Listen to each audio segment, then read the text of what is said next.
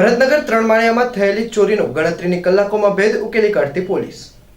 ભરતનગર 3 માળિયામાં રહેતા કાંતાબેન નામના મહિલાના ઘરે રિપેરિંગ કામ ચાલી રહ્યું હોય તે વેળાએ ચોરીની ઘટના થવા પામી હતી અને 1,56,000ના મુદ્દામાલની ચોરી કરી અમુક ઈસમો નાસી છૂટ્યા હતા, જેમાં સોના ચાંદીના ઘરેણાં અને રોકડ રકમની ચોરી થઈ હતી। જે બાબતની ભરતનગર પોલીસ સ્ટેશનમાં ફરિયાદ નોંધાતા પોલીસે ફરિયાદ નોંધી તપાસ હાથ ધરી હતી। પોલીસે કાળિયાબીડ વિસ્તારમાંથી આ કામના આરોપી વિક્રમભાઈ લાભુભાઈ ધાપાને ઝડપી લઈ તમામ મુદ્દામાલ કબજે કર્યો હતો।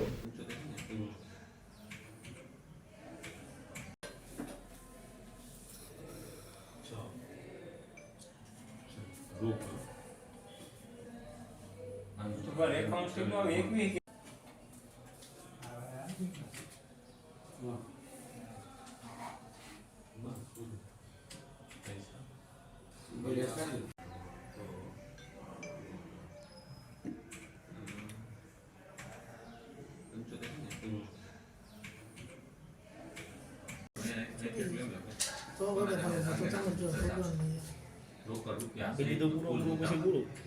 Puro undang mana beli tu masih puro.